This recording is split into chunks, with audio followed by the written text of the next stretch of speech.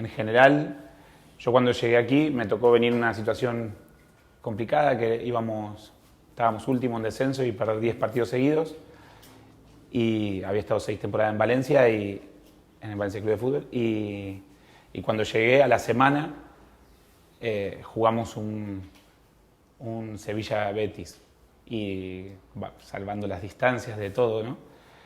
Pero yo no había vivido, desde que estoy en España, esa sensación de pasión, de sentimiento, de rivalidad. ¿Qué es el partido? Claro. ¿Qué es el partido? Y acá, y en España yo vengo viviendo 10 años y quizás esa sensación me gustó porque es como volver un poco a mi tierra y quizás allá lo pasional a veces lo gestionamos mal, pero me pareció bonito y sobre todo la cultura del club de competir siempre, de ser, bueno, la prueba está... Sí, la prueba del algodón te la pusieron muy rápido entonces, ¿no? Cuando llegaste, entiendo, ¿no? Sí. No, yo creo que lo que tú dices un poco, la pregunta y el comentario del ADN, yo siempre pienso que el ADN y todo el tipo de valores van más que en temas etéreos en las personas, en los que dirigen los jugadores, en los que dirigen el club, en los entrenadores. Lo que ocurre es que yo creo que es una transmisión, un poco todos nos contagiamos un poco de ese escenario, de esa exigencia y de ese ADN, ¿no? El ADN no es algo etéreo, sino es algo, yo creo, que hacen las personas, ¿no? Y creo que es importante que todos los que llegamos aquí pues sintamos eso y también lo podamos transmitir, seguramente. Por eso digo que te vacunaron de 0 a 100, porque la manera de entrar con esa intensidad y ese partido seguro que también nos ayudó, ¿no? Y a vosotros a aterrizar un poco a lo que es un poco la idiosincrasia y un poco la historia y la exigencia del club, ¿no?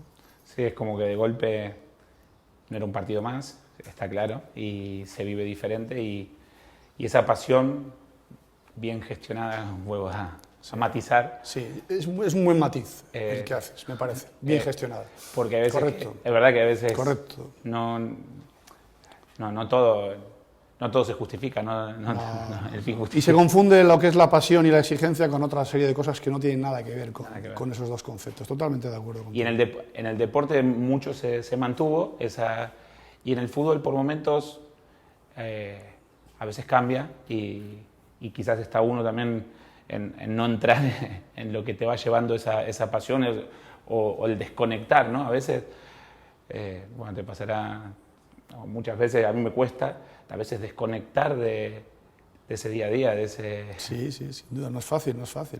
Yo creo que, bueno, lo de desconectar no es que no sea fácil, es casi imposible, ¿no? Es imposible. Pero sí tienes que tener ahí, yo creo, una manera, un margen de poder, sin desconectar, convivir con otro tipo de vida, ¿no? Que nuestra profesión es imprescindible. A mí me gusta mucho el equipo, al margen también para hablar de fútbol, de cómo tiene el peso del juego, cómo este año a mí me sorprendió muchas veces los desdoblamientos de Koundé, la tercera alternativa, más que dos, ¿no? Claro, si pero... nos defiende mucho la doble banda, tratamos a veces de tener... decís... Sí. Porque a veces que, ¿no? Como decían antes, el central que cogía sí. La lanza, ¿no? Pero no era eso, a veces se convertía como ese jugador de segunda línea, a veces jugador de tercera línea de incorporarse, y la verdad que el equipo lo que me gusta es que compite siempre.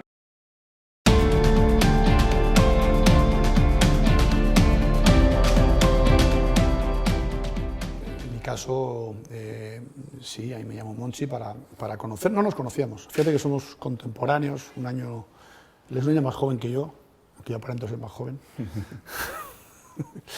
y además teníamos una anécdota que luego yo no la sabía, que él me la contó, cuando él probó en el Real Madrid, en el Castilla, no sé qué problema tuvo con los guantes, yo le dejé los guantes, y yo no recordaba esa anécdota. Sí, yo la escuché. Sí, me la contó él.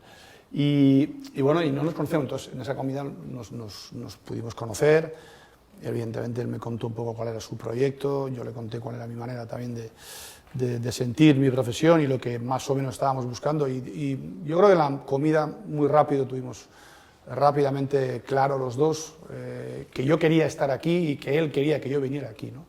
Eso más o menos quedó claro después de la comida y a partir de ahí empezamos a trabajar en lo que era el futuro de ese año, que además era un año, como todos, no hay un año más complejo que otro, todos tienen su complejidad, todos, pero sí que evidentemente él volvía a la que es su casa y yo pues venía a la que ahora considero mi casa también, afortunadamente, pero que entonces lógicamente venía un club que había tenido mucho éxito, un club muy exigente, un club lógicamente un club grande, y que teníamos la ilusión de poder llegar y aportar cosas nuevas, ¿no? E importantes. Esa fue básicamente nuestra relación y nuestra llegada al club a través de esa conversación con Monchi. Mi caso es, yo había dejado el Valencia después de 6 temporadas y pasamos de estar último en la primera temporada y salvarnos el descenso a terminar tercero, luchando con Atlético de Madrid y Barcelona para esa clasificación a Champions. Y creía que era el momento de terminar esa etapa, cuando estaba en el mejor momento, y entonces uno piensa no, me voy a tomar un año sabático, voy a desconectar, voy a hacer las cosas que no hice o que no hacía o que... Complicado. y eso en el libro queda muy bien. Queda muy bien. Luego la realidad es diferente. Era lo que me imaginaba, viajar, una vida un poquito más aventurera, ¿no? Y la realidad fue que al mes y medio estaba caminando por las paredes sin encontrarme. Sí. Y pasó un año y me habían llamado de clubes, pero dejé pasar oportunidades porque creía que no era el momento, y cuando me llama el Sevilla, que siempre quizás en ese momento me posicionaban en clubes que luchaban la Liga o luchaban la Champions o que luchaban por... Y me llama de Sevilla y iba último descenso, 10 partidos seguidos perdiendo. Para mí era como reencontrarme con los inicios, ¿no? Con un reto importante. Sí, aparte con mi inicio, que fue así. Sí.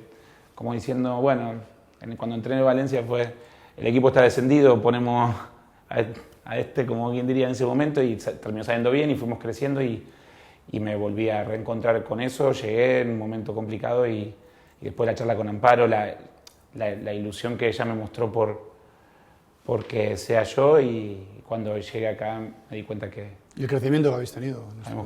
Crecimos, que habéis tenido, competimos, sin duda. Y transmitimos en muchos partidos, y eso para mí es lo más importante, que al final se puede, obvio que lo que quiero es ganar todos los partidos y lo que necesitamos y de donde vivimos. Sin duda.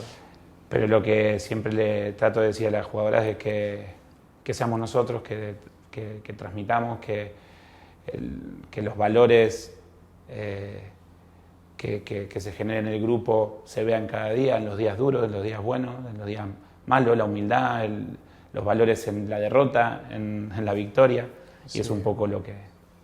Las derrotas, muchas veces hablo de la victoria, pero es cierto que yo siempre he comentado, además lo creo a pies juntillas, uno de los momentos más importantes para el crecimiento de un equipo es la gestión de las derrotas.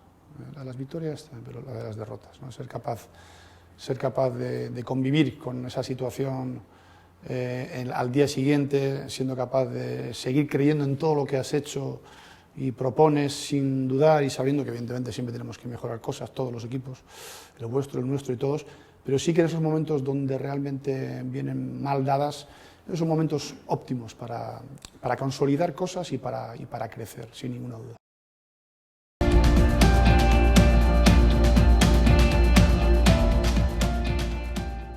Lo que lógicamente constata el crecimiento absoluto que ha tenido, y además imparable, que ha tenido el fútbol femenino. Ya es algo, yo creo que afortunadamente está consolidado y que el crecimiento va a ser exponencial, sin ninguna duda, ¿no? Por la ilusión, por la calidad y también por el compromiso que todos los clubes han adquirido con el fútbol femenino. Yo creo que es algo que es imparable, y evidentemente nada tiene que ver ese momento que tú comentas del año 94, el que fuera, con la realidad de hoy en día que es el fútbol femenino, ¿no? Sin ninguna duda. Sí, a mí me tocó empezar hace 10 años, en enero 10 años, y la diferencia es abismal. Te venían a visitar o a ver el partido los amigos, los buenos amigos, porque los amigos en general ya no iban, sí. Sino los buenos amigos y las familias, y era el apoyo. Entonces, ahora hablar de que en estadios han habido, el año pasado en San Mamés, o el anterior, 60.000 personas, en la final de la Copa de la Reina entre la Real Sociedad, que sí, sale campeón. Lo sé. Y hay un montón de campos que se han llenado. Yo me tocó jugar con más de 20.000 personas, bueno, en el Benito Villamarín, en el Mestalla, en el Ciudad de Valencia, en la Noeta. En Euskadi había una cultura de fútbol femenino muy grande, de hace muchos años. El Athletic se respiraba cuando ibas a jugar ahí. Sí, es posible que fue de los pioneros un poco, yo creo que fueron creciendo, ¿no? Y luego, lógicamente, afortunadamente se fueron sumando otras regiones, ¿no? Sí. El Athletic se respiraba otra cosa cuando en ese momento se iba a jugar a Lezama y acá se vive diferente. Te voy a contar un secreto, además se lo dice ella, pero ya es difícil. Mi hija pequeña María juega al fútbol fantásticamente bien. Yo tengo 3 hijos, los 2 mayores tienen mucha afición al fútbol, han jugado, pero no les han llamado por ahí. Y a la que le llamó, que tenía condiciones, y al final, seguramente porque hace unos años no existía tampoco la facilidad que hoy existe, porque yo recuerdo cuando mis hijos jugaban al fútbol, que para que una chica jugara al fútbol tenía a veces que jugar con ellos, es decir, a edades muy tempranas la chica se incorporaba al equipo de ellos, ¿no? Y María, que se llama, jugaba muy bien al fútbol, y luego pues, por otras cosas empezó a jugar al tenis y ya se fue diluyendo un poco el tema del fútbol, pero siempre ella dice, yo si hubiera sido futbolista hubiera sido... Claro. Es que se han roto muchas barreras, se han pasado muchos... Sí, y... sí, de todo tipo, de todo tipo, afortunadamente, sí.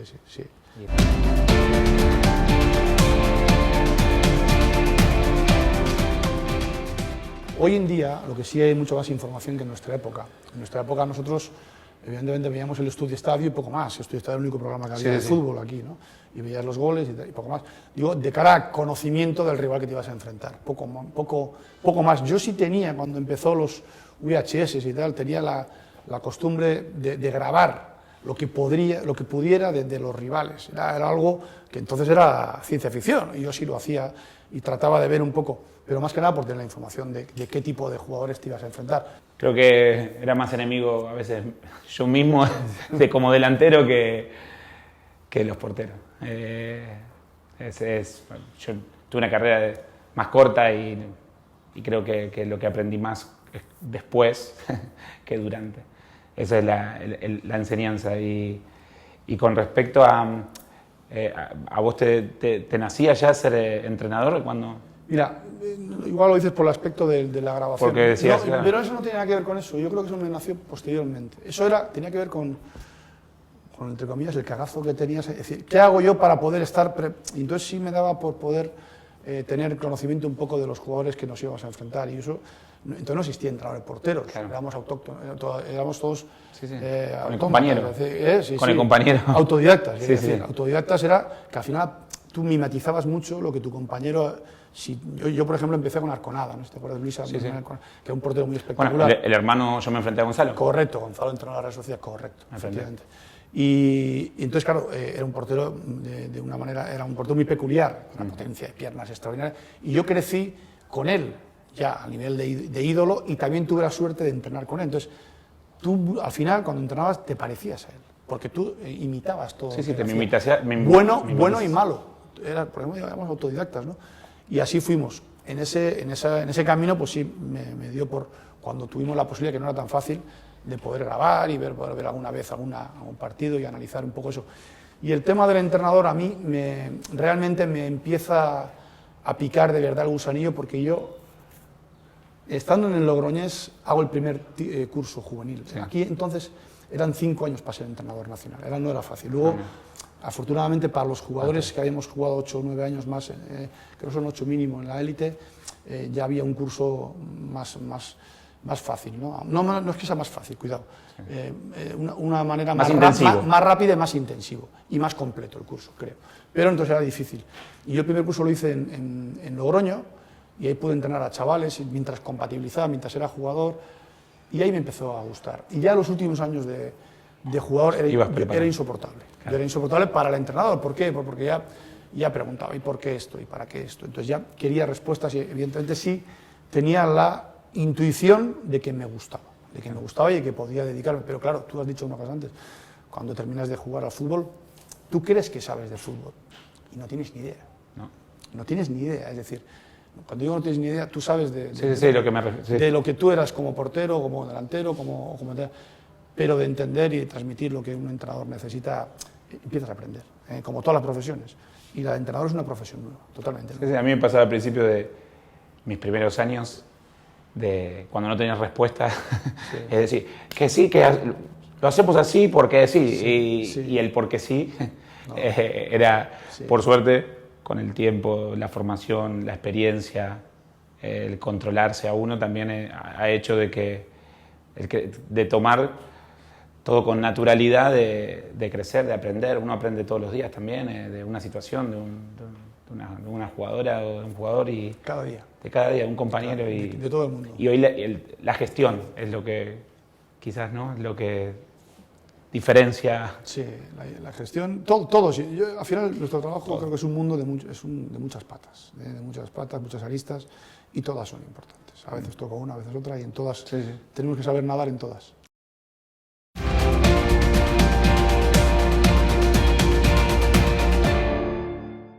Fuera, ya lo he dicho muchas veces, la ciudad es algo extraordinario.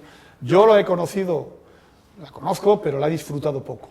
Primero porque no he podido disfrutar en 2 años consecutivos ni de la Semana Santa ni de la feria, algo que realmente, tanto a mí como a mi mujer, nos da mucha pena. Evidentemente, ese es el mal menor de todo este escenario que hemos vivido, lógicamente, pero sí ha coincidido. Y luego, porque nuestra profesión a mí no me permite tener mucho tiempo libre para poder hacer. El poco tiempo libre que he tenido lo hemos utilizado para ir al Rocío muchas veces. Somos devotos de mi mujer que yo, de la Virgen del Rocío. Hemos ido a ver, vírgenes, cristos, que en un momento dado, cofradías que en un momento dado pues, no han podido salir, pero sí hemos podido conocerlas, y restaurantes, poco más, yo poco más. Mi mujer sí ha conocido un poco más lo que es la ciudad, y también mi hija. Sí, yo tampoco, es que la verdad que la ciudad es preciosa y cada vez que ahora el clima acompañe, ¿no? Porque ahora desde 2 de la tarde a 8 de la noche es duro, pero es verdad que sí, más que paseos, restaurantes y lugares, y sobre todo la gente, ¿no? Con la alegría que se vive, con esas pequeñas cosas que uno se siente como en casa en muchas cosas. Y el arte que tiene la gente. Por eso. El arte que existe aquí es difícil de equilibrar. Sí. Yo, para un vasco al menos, somos, evidentemente y ese arte es fantástico, esa alegría que tú comentas. Sí. Eso hace que muchas veces también, a mí, por ejemplo, que mi familia esté bien y feliz, para mí es definitivo, para mi profesión, para yo poderla ejercer al 100%, ¿no? Y en este caso se dan las 2 circunstancias, sin duda.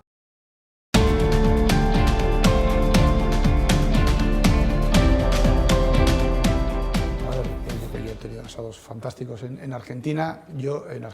La materia prima de la carne que tenéis es inmejorable, muy buena. Pero la carne, como la parrilla como tal, como yo la entiendo, yo la hago diferente. Digo yo porque yo he crecido en una parrilla, desde pequeño. Sí. He crecido en una parrilla. Y de fútbol sé poco, de parrilla sé mucho. Y bueno, normalmente el argentino come la carne más hecha, más asada, a veces la tiene muchas horas. Nosotros la hacemos caliente pero roja, es decir, donde realmente le sacamos el jugo a la carne y el sabor es haciéndola en su punto, pero que es lo más difícil, que esté caliente y roja por dentro, y eso no es nada sencillo. Claro. Luego ya entramos en la curación de la carne, que es un arte, pero digo, puedo hablar aquí 1 hora de esto, en la curación de las carnes, una carne fantástica, un lomo, si le das 20 días de curación o le das 45, no tiene nada que ver. Hay una merma en la carne posterior que el del restaurante la paga, entonces hay pocos asadores que son capaces de curar la carne, igual que los jamones. La carne se cura de manera conveniente, y eso es un arte también. Digo porque yo he crecido en... Claro, y en el norte está mucho... No, en el norte no, yo en mi casa. Yo he crecido, mis padres tenían un restaurante y yo he crecido en una parrilla desde pequeñito. O sea, el primer recuerdo que tengo en mi infancia es de puntillas sacando la parrilla para que no se coman las chuletas a mi padre. Entonces me gusta, pero yo he estado en Argentina y disfruto de asados fantásticos, en Argentina, pero es diferente la carne. No, y aparte, no sé si hay... Sí, o quizás yo no lo viví, vas al carnicero y le pedí y te recomienda, pero no es que hay una cultura creo yo, sino de una carne añeja yo creo que en Argentina, permíteme, es lo que supone un asado. Claro. ¿Qué es lo que rodea? A eso es lo que iba a llevar. Los amigos, la familia. Es lo que representa. Eso es lo que representa. El domingo, el mediodía, pensar en un asado era pensar en familia, pensar en la reunión, pensar en... Y los vascos somos la única raza que mientras estamos comiendo estamos hablando de qué vamos a cenar. Claro. Es así, somos así. En Argentina también se come. Y si estás cenando, ¿y mañana qué vamos a comer? Sí, pues sí, esperamos en torno a la comida. Hay mucha cultura gastronómica, mucha.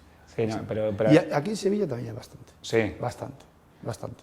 Pero con el asado eso lo que es un poco lo que genera alrededor, lo mismo que empezó siendo el mate.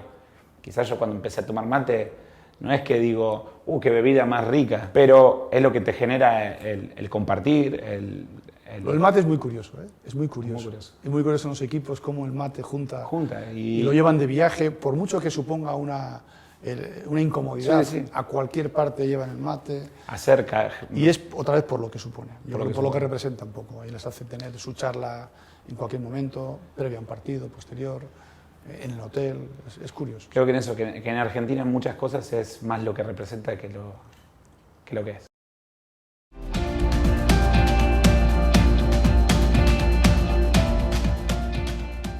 No, mi hermano es músico y la está peleando como la vida del artista en muchas cosas, pero siempre yo con mi familia o mis hermanos siempre fueron motivo de admiración y motivo de acompañamiento, ¿no? En ese, y la verdad que siempre lo apoyo en eso. Y después... ¿Tiene un grupo él? Sí, ¿En de rock. Argentina? No, lo tiene, él vive en Valencia. Y él es compositor y... Ahora me das el nombre. Contradicción,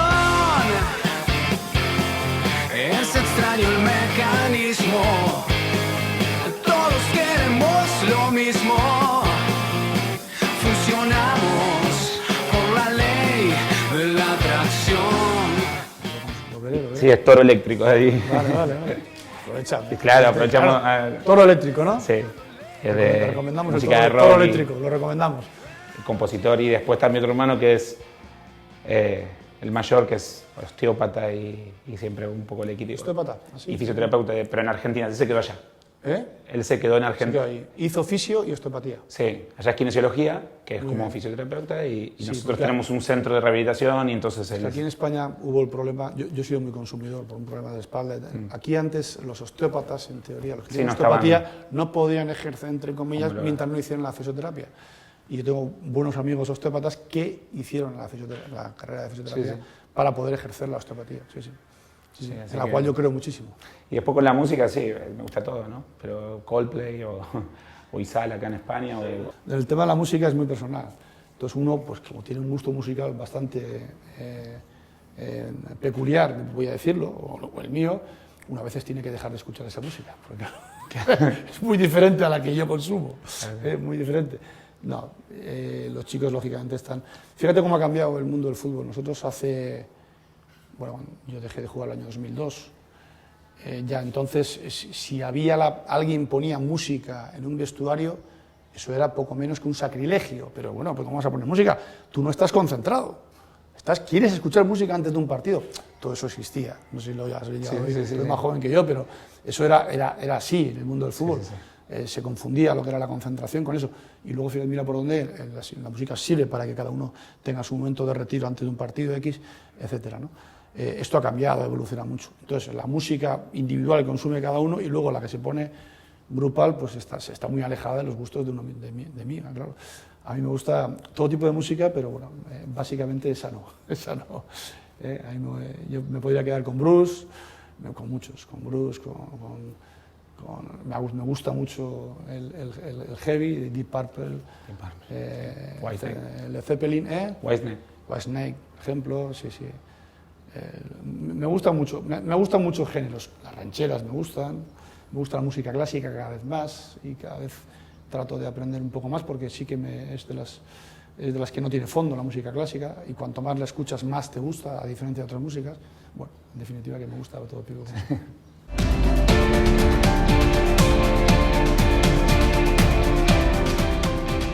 Yo creo que los valores que uno maneja en la vida parten de muchos sitios. Uno, evidentemente, es de la familia, es lo primero, que uno se nutre de lo que la familia te transmite, de lo que tú ves en tu casa, de lo que posteriormente, lógicamente, de tus experiencias en edades tempranas, en los colegios, cuando empiezas a jugar al fútbol, y de tus entornos, sin ninguna duda, pero la familia tiene un peso muy importante en los valores de la formación de cada uno, por supuesto. Yo no soy una excepción y sí que considero algo imprescindible pues la parte que lógicamente me ha tocado vivir en mi familia. ¿Qué valores? No te sabría decir uno concreto. Yo creo que los valores al final son todos y depende, en cada momento utilizas unos u otros, ¿no? Pero seguramente el de la honestidad y el de la determinación y el sacrificio, creo que son valores totalmente... Luego hay muchos, que no puedes elegir unos u otros, porque unos llevan a otros, ¿no? Pero yo creo y luego pues lo que uno va sintiendo la gestión de la vida propia y de la profesión, ¿no? Sin ninguna duda. Y luego tratas de transmitir eso, pues lógicamente, con el matiz que él comentaba antes, que es importante. Tú estás gestionando, no son tus hijos, ya, los jugadores, son tus jugadores, ¿eh? Entonces tienes que tratar de gestionar ese escenario de manera equilibrada y a veces pues ejerciendo de una manera y a veces de otra, ¿no? Pero claro que los valores forman parte muy importante de la vida de cada uno, seas entrenador de fútbol, seas bombero, seas lo que sea, ¿no? Sin duda. Sí, totalmente de acuerdo en esos valores. Al final uno es difícil, ¿no? Decir, no, yo tengo estos valores. Al final eso te ven y actúas de una manera que yo creo que los actos hablan por encima de decir yo soy de esta manera, ¿no? Y yo creo que mi familia, yo soy un poco de toda mi familia. Tengo algo de uno, tengo algo del otro y creo que en eso... bueno, mi padre no está, pero uno quiere honrar siempre a la gente que es parte importante de uno. Y creo que los valores de la familia, pero los amigos también, y lo que vive y cómo lo vive, al final si uno no tiene eso, al final después no puede transmitir otras cosas. Quizás antes era como el látigo, sí, funcionaba mucho más. Sí, antes. Eso cambió. Pero yo creo que tiene las patas muy cortas. Ni era muy bueno eso, porque a mí que el entrenador era más. Y creo que hoy el mundo cambió y la gente cambió y necesita que se empatice más, o que, un poco como dice Julen, que no son tus hijos, pero sí que puedan sentir que estás. Sí, que cuando realmente, es que por eso digo, al final la gestión hay tantos recovecos, claro. Hay momentos donde la parte evidentemente profesional y puramente futbolística debe de prevalecer, o la gestión de determinadas situaciones, y en otro donde uno tiene que acercarse al lado humano del jugador, porque evidentemente son seres humanos que tienen sus sufrimientos, sus preocupaciones, sus dudas, sus miedos, y todo eso conlleva lógicamente a una gestión conjunta, ¿no? Yo creo que otra de las cosas que ha evolucionado mucho en el mundo del fútbol es la gestión emocional de cada momento del jugador.